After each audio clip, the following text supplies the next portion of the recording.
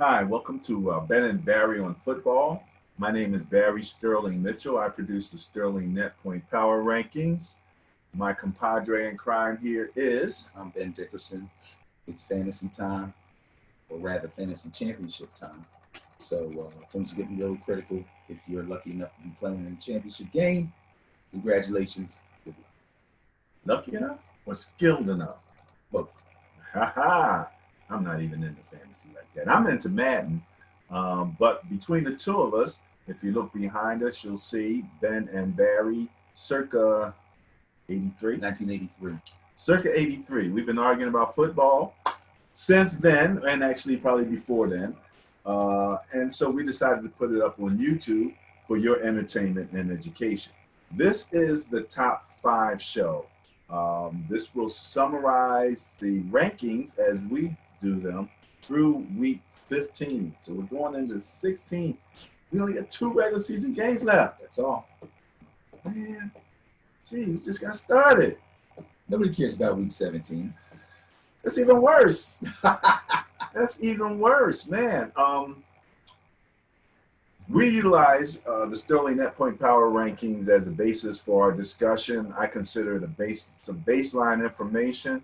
It's not necessarily predictive, but it will give you an idea of who's doing what and let you know who the bully on the blocks have been, and it lets you know when, as we explained our differences, when the bully gets beat, you'll know that that was truly an upset. And there were some upsets last week. But right now we're going to do the top five show. So let's get started here. All right. Top five show, Benny. Ben and Barry on football. All right. So you'll see top 10. Where else can you get the top 10 on the top five show? That's because we give you extra value for your lack of dollars. At the top, you'll see the ranking, the team, and NP standing for net points. Net points is the difference between points for and points against. And that's how we rank things. We rank things by net points. But I believe it provides a truer picture of what has actually happened up to this particular point. So we're going to skip straight down to number 10, and we'll just kind of group together 10, 9, 8, 7, and 6 for your viewing pleasure and for any comments here by my studied associates. Steelers at 68. We have a tie between the Texans and the Seahawks at 71 net points. The Colts, everyone seems to be a little scared of the Colts nowadays, at 72 net points. The Ravens, the running team of the league right now, except for maybe Seahawks. I don't know who's got a better run game between the Seahawks. Only because Lamar didn't start the season. Ah, okay. They'd be neck and neck if he had. Okay. But by the same token, it's Mr. Wilson for the Seahawks isn't the one accumulating all the rushing yardage. He's throwing the ball.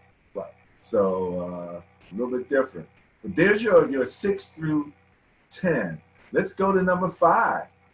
And you'll see letters beside these teams now. Isn't it interesting that the top 5 teams in net points have all clinched the spot in the playoffs? That's how you know you're in the right place. You're looking at the right statistic. Number 5, the Chargers at 97 net points. Kind of modest. What you think? What, their total net point number? 97.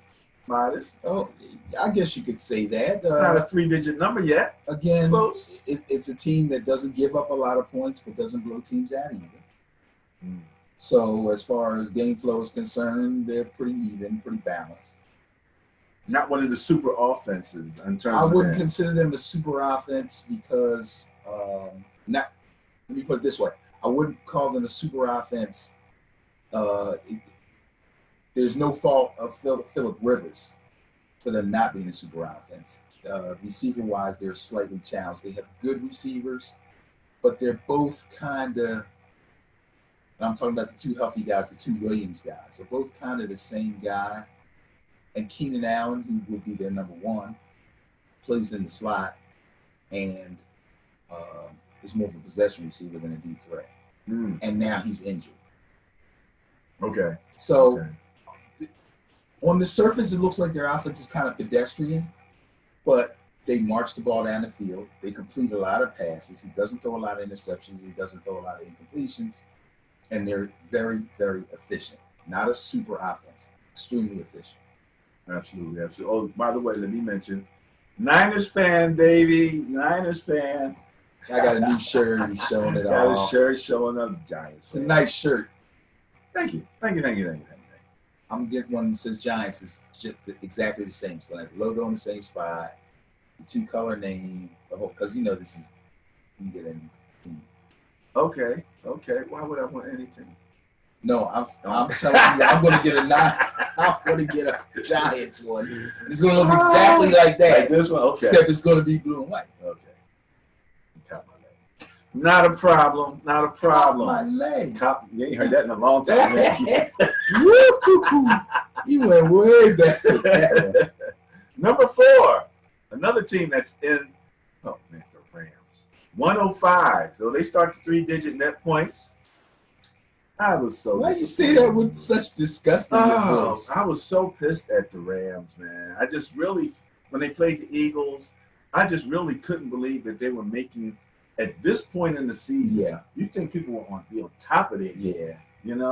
And we talked about last week, and we're going to talk about this. We have another show that'll be after this called the Matchup Show, where we'll talk that. When on the Matchup Show last week, we talked about, this is the time of year where the lines could dominate. Right. Who line's going to win that battle? Right. You know what I mean? And the Eagles' defensive line was winning a lot of battles, But, especially down the stretch. End of the third, going in the fourth quarter, they started to take the game over. And the funny thing is we were all sitting there thinking, and even Vegas, everybody's thinking the Eagles got these no-name backups at D-backs, But and then I heard a lot of Eagles fans complaining about the defensive coordinator, yes, saying, "Oh, he's playing vanilla, he's just and et cetera, et cetera." But you can kind of play vanilla when your defensive line is dominated, and that ball starts to come out. That's true. A little wacky, and I think it really helped them. The thing that I really disliked most about the Rams was their performance. In the waning minutes after about the 6-minute point and 6 minutes and counting down from there, and everybody, the announcers, everybody's going, well, you gotta start to control the clock, get out of bounds, things of this nature. And guys was fighting to stay in bounds, and we were like, what are you doing? And I just really didn't expect those type of real basic mistakes, and they wound up running out of time. Right. It almost seems like they got a little complacent with running up scores on teams and getting on a roll offensively and having the points add up really quick. And when they got in the game, that was a little different, a little tighter. Maybe some penalties didn't go their way. Now it's almost like panic mode, like what the heck is going on? What's wrong with us? Why are we playing like this? Why are these things happening? And it just fell off. Let me tell you what I did, though. Mm-hmm. Now, they pissed me off when I actually went did some research. In reference to? I tracked their net points through the season. Oh, okay, from the beginning? Versus and I had each team that they played, right? Okay.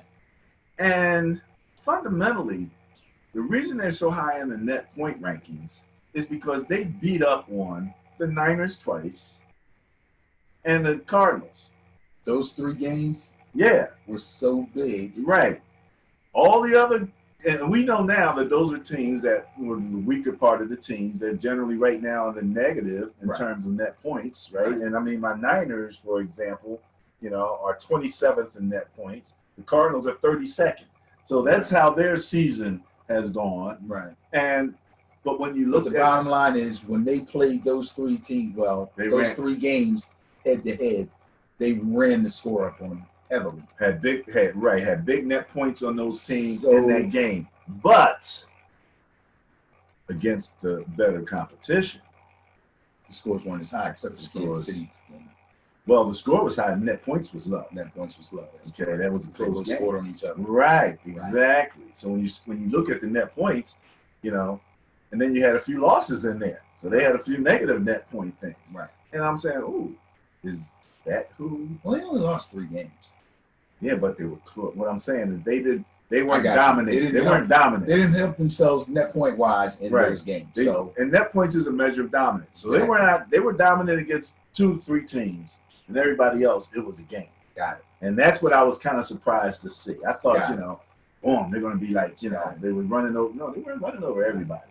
They weren't running over everybody. You won't get this on those other shows. No, nobody's doing all of that. Let's take a look at where we stand in terms of.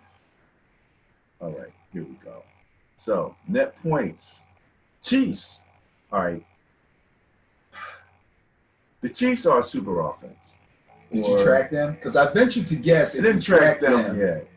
You may see it's somewhat similar to what you found with the Rams.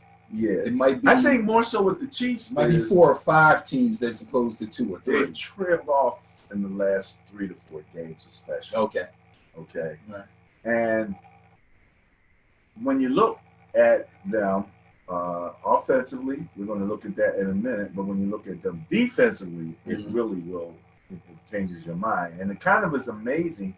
You have to be a super offense to offset a 28th ranked defense and be in the top 5 in net points. Correct. So that's some serious scoring there. Now, go ahead. So there are top five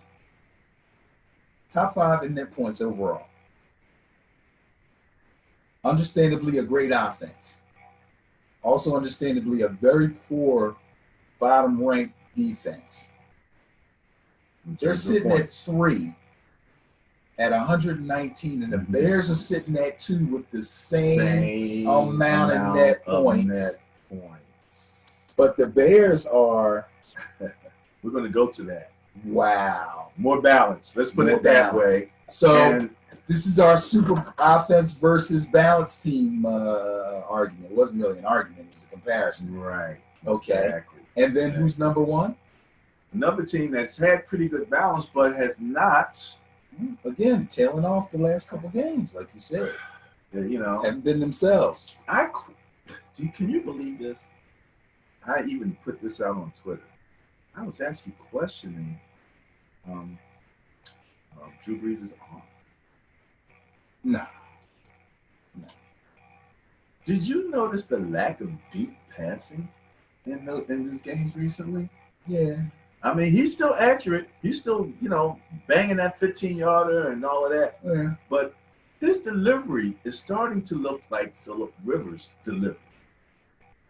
I don't know. Well, check it out. Go back and look at some old film. I'm telling you what I looked at because I watched that whole game. I'm noticing now, like, the trajectory, the velocity coming off of different quarterbacks' hands. Like, some guys, we'll just use Mahomes because he's at the top of the list. When that ball comes out, it looks a certain way. Yes, it does. You know what I mean? That ball's coming. Yes, it does.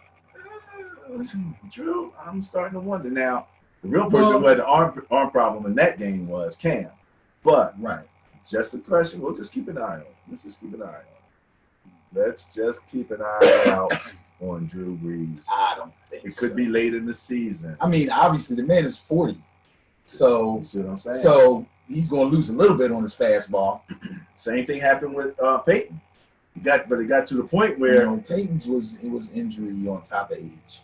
Okay, but I'm saying it happened to Peyton. Yeah, at some point, everybody knew. Okay, we don't have to worry too much about the deep outs because he can't throw that anymore. Right, but his smarts and his he was able to game it got to a certain point. All right, Brady's losing a little bit too. Let's not leave him out while we're talking about that. But yeah, let's move on. So that's our points 4. These are PF. You see points 4 here, and again. You see the letters for those teams that have made playoffs. Let's go down and just do the 6 through 10 real quick. Falcons, again, Good offense, really good offense. Yeah, no surprise there if we're just Stacked talking about offense. Okay. Seahawks, my sleeper team. Okay, they're at 9. Slow start for the season. They're picking up the pace, scoring Picking up the pace. They ran into a buzzsaw. Buzzsaw. I'm about that. All right. Colts, number 8, 372. Patriots, 374. Kind of close to the Colts, ain't they? Yeah, well, let's say Colts are close to them. Yeah, that's Patriots. That's a little less than probably their normal. We're normally saying at this point But the the Patriots Colts are- are normally in the top 3. Yeah, Let's face it. We go yeah, back top to it 3 or every 4 year. offensively. Yeah, They're definitely in the top 5 True. at this point. And again, last year they were tied for the Eagles at first in that points at the end of the regular season. So, Right. we're used to seeing the Patriots maybe stumble a little bit, but then boom, they're At the right up end, there. yeah, they play their best ball in December and January. Exactly. But they're up against some high-powered offenses. It's kind of interesting that the Bears' offense has outscored the Patriots' offense. Okay, especially after I questioned Mitchell Trubisky. Like I said, I actually watched him a little closer. He might have to give him a little more credit than what I gave him.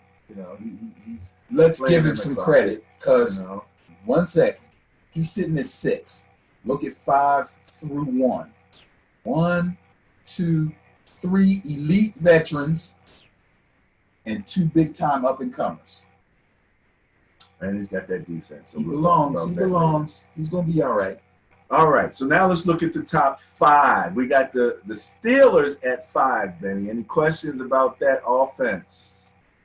Oh, there's no questions about their offense. I have no question at all about their offense, except for is James Conner going to play this week, which seems to be trending in the affirmative. Yeah, I think Yeah, I've higher noticed. probability. Yeah, I've noticed a lot of the insiders on fantasy have knocked Jalen Samuels' numbers, projected numbers way down, and put Connor's numbers up. They're still showing him as being listed questionable because officially he is questionable. Mm-hmm. But I think Friday afternoon for a Sunday game, they announce who's going to be active, who's going to be inactive, who's day-to-day, who's game time decision, blah, blah, blah. He practices on Friday, he will play. So that's 384 for the Steelers and points that they put up. Chargers are coming in at 4 with 395. Little question there because I don't know. They did all right after Keenan Allen got hurt last week, but I don't know how they're going to be going forward without him. Good news is Melvin Gordon's back, so that may negate some of the problem there. Their receivers are very capable. Mike Williams and Tyrell Williams are both really good, but they're both kind of limited route runners, and Mike's probably a better route runner in my estimation than Tyrell. Tyrell's basically a go route, he post deep. But, Melvin Gordon cures a lot of ills. Top 3, all in the 400 point range in terms of scoring, with the Chiefs pushing up on 500 points. Look at that, yeah. Holy mackerel. So Rams at 3rd with 448, Saints at 459, and Chiefs at 499. That's how you wind up still in the top 5 in net points when your defense is ranked, what did we say it was? 28th? And they're still up there. They're still up there. Yeah, that's how you do it. That's how you do it when you can score like that. And the Rams have cooled off a little bit. Rams and Saints have cooled off a little bit the last couple of weeks. So not sure what's going on with the Rams defense. I mean, they couldn't get pressure on Nick Foles. I mean, they were hitting Nick. I can't say they didn't hit him. Basically, Aaron Donald by himself. Yeah, that's and he's no good against the run. They got some years ago when we were saying, the Rams defense is going to be good one of these days. Every year they take a number 1 guy on their D-line, and they built that thing, and then they made the move from Ndamukong Suh. Nick, tell me when's the last time you heard Suh's name even mentioned on television? Besides, is he playing? Is he out there? Dude does nothing. You know who called his name out? Prime Time. As he should. Prime Time called him out. And I'm not surprised it was him because I was doing the same thing. I was like, this dude ain't doing nothing. Prime Time call. I was like, ooh. Well, that's good. He needs to get that. Maybe that can get his ass in gear. Aaron Donald's at their by himself, and there's one other lineman that's playing that I forget his name. Well, even the guy that they brought in as an outside rusher, I forget his name, but they brought in, like about 4 or 5 games ago, they brought in another guy to help with the outside rush. Mm-hmm. I don't know. Saints. So again, what's happening at this point with both the Saints and the Chiefs is all of a sudden they're running up on defenses, and they're not scoring at the levels that they were scoring at before. Now, they've been so strong through the season, and this is a compilation of the entire season, right? That they're still up there. Mm-hmm. But there is a tale of what's going on here in terms of these offenses, and they're not dominating, right? In the way they were. Let's look at the defenses. Interesting, you only have in the top 10 3 teams on defense that have clinched. Let's look at 10 through 6. You got the Broncos. They haven't clinched, but they're at 10th on defense with 299 points allowed. Chargers are 98. Yeah.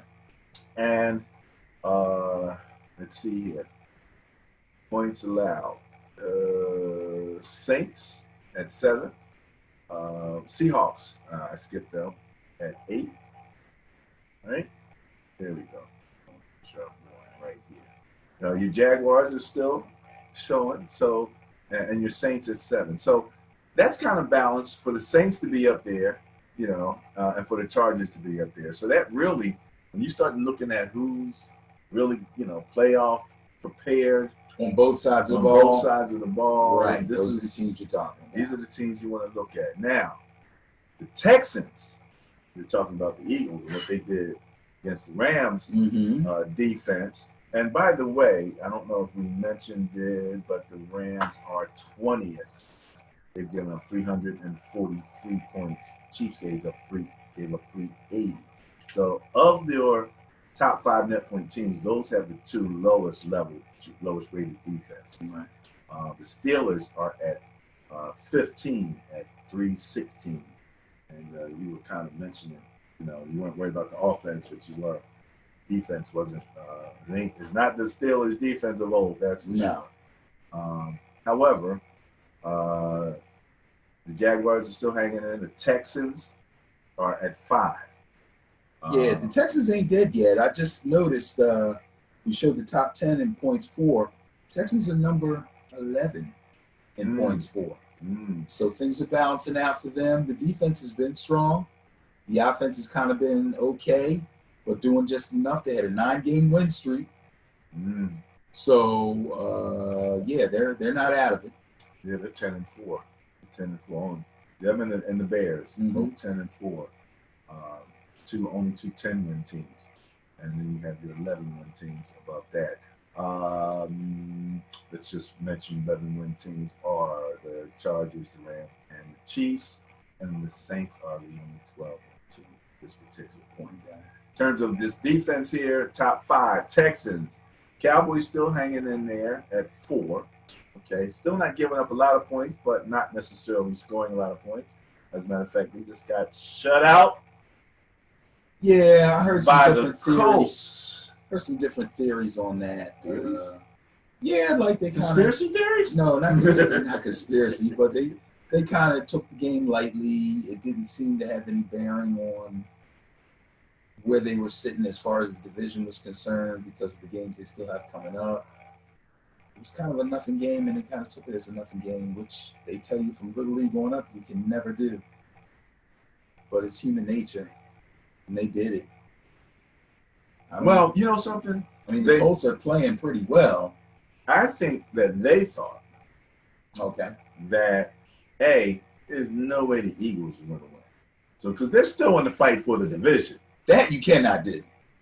I can understand you going in and saying, man, we're going to beat the Colts. But you can't think, there's no way that the Eagles are going to win. You can't even let that. You worry about that when your game's over. As a competitor, you're absolutely correct. But they were in tune with Vegas and pretty much everybody in the world. Out there. You can't help. Not only were the Eagles going to the Rams, have to play in the Rams, but Wentz isn't playing. Right. But you still want to win. Well, they got spanked. Bears at 264, Titans at 254, and ringing the bell, number 1, Ravens. If you like defense, these are the boys you want to keep your eye on if you like defense. And we both played defense. You play some offense, but we both played defense, so we both love the whole concept of shutting somebody down. Yeah, I'm starting to like the Ravens. I was falling out of love with Ravens a little bit, but now that Lamar Jackson is at quarterback, and they got teams on their heels. Like, they don't know where they're coming from, and he's throwing the ball just well enough to keep teams off balance.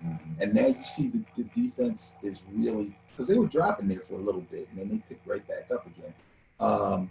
Again, sooner or later, they're going to run into a team that's going to give them trouble on the scoreboard. Well, I mean, they did. They played the Chiefs. But they still were hanging in there because the Chiefs' defense is poor, and they had no answer for their running game. But what are they going to do when they play one of these balanced teams like the Bears or the Saints that can stifle Lamar a little bit, maybe not necessarily hold Gus Edwards and the other running backs down, but keep them to a minimum, and then score on them? They're not going to be a good come-from-behind team. I haven't looked at their schedule per se. They fall too far behind. That's NFC versus AFC. So they're AFC. So the Bears is NFC. They won't have to worry about them till beyond the playoffs. Well, I understand that. But I say a team like that, there's going to be somebody. It's not too many. Well, if it's not, AFC, there's only 2 games left. So if that's not going to happen, then no, you're right. There's no telling how far they can go. I've already seen the Ravens go like 6 games and not score an offensive touchdown and win the Super Bowl. So anything can happen. That's true. And like you said, the kind of team that I just explained, you may not find a team like that too much over in the AFC. They could go far. The last area that we talk about, and one of them, and it's an area of impact, is turnover differential. Impact. Todd. That's good word for this one. Turnover differential. Let's run through 6 through 10. At 10, we have the New Orleans Saints. At 9, the Rams. At 8, Kansas City. So the thing about these 3 teams are, with Kansas City, they do have a pretty active defensive line. Yes. Okay. Yeah. They're pretty disruptive. The Rams can be disruptive. Cam Jordan and the boys down in New Orleans, they can be disruptive. They can be disruptive also. None of these secondaries are anything real special, though. None of them. Yeah. So they're making most of their hay by fumbles, strip sacks, interceptions here and there. Berry just came back for the Chiefs, so he's still getting this. Yeah, he's not himself yet. Yeah, that's going to take a little bit. I've heard a lot about guys coming back off of Achilles tears. It takes you a little while to start trusting your body again. Washington has been, has been up there. It's weird.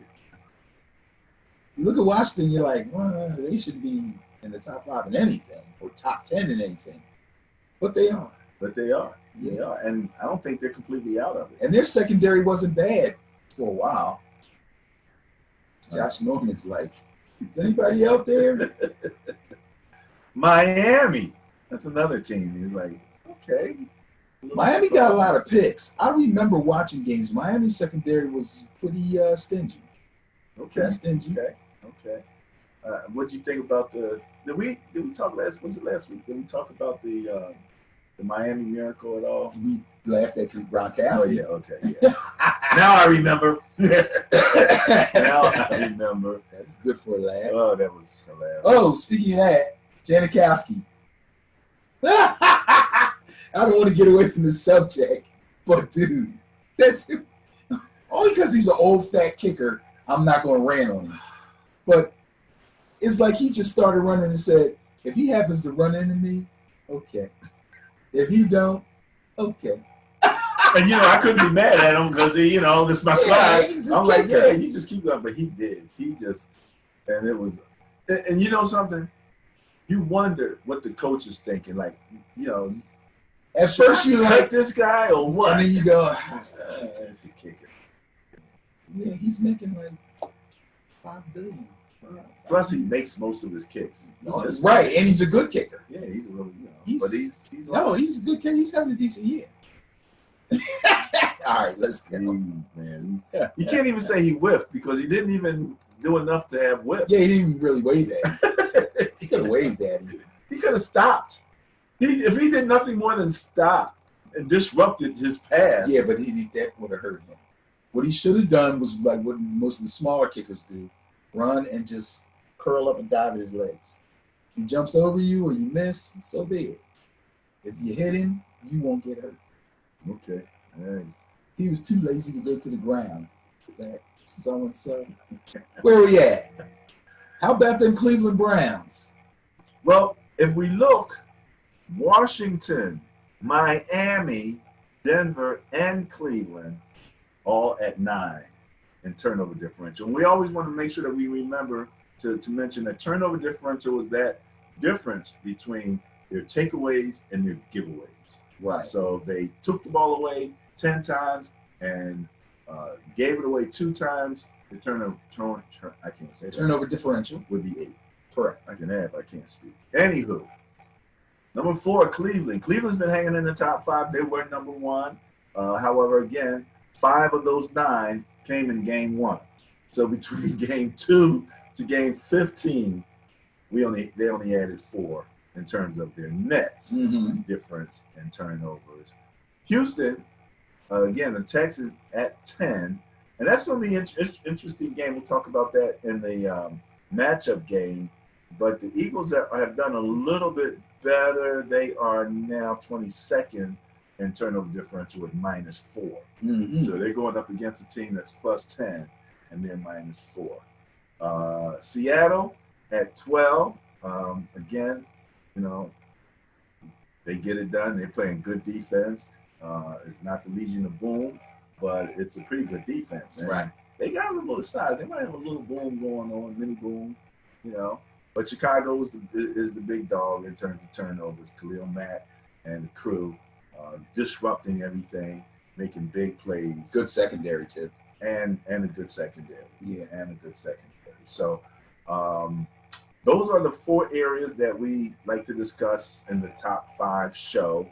That was net points. That was points for, points against, and turnover differential. We'd like to share just quickly, let you know you can find Ben and Barry right here on YouTube and our website, www.benandbarryonfootball.com, and that's A-N-D and Ben and Barry on football.com will take you to our YouTube page. What you're looking at here is our Twitter page. We're really kind of just getting started with this, but we're moving right along and making some great friends on Twitter. I'm waiting for them to give us credit for calling Saquon Barkley the gift. I've been putting that out there. I'm waiting for Saquon, and I'm putting it out there at Saquon Barkley, or whatever his little Twitter thing is. Yeah, it'd be nice if he gives back. But the thing about it is, he is so humble. He would never call himself that. You know what I mean? Right. He would never call himself that. But you can also find us on Facebook at BNBOF is our little short name there. But Ben and Barry on football, if you put that in the search engine, you will find it there. So, well, that is the top 5 show. Any last words? No, I think we're good. All right. Talk about some matchups for this week. Matchup show coming up next. Have a good one.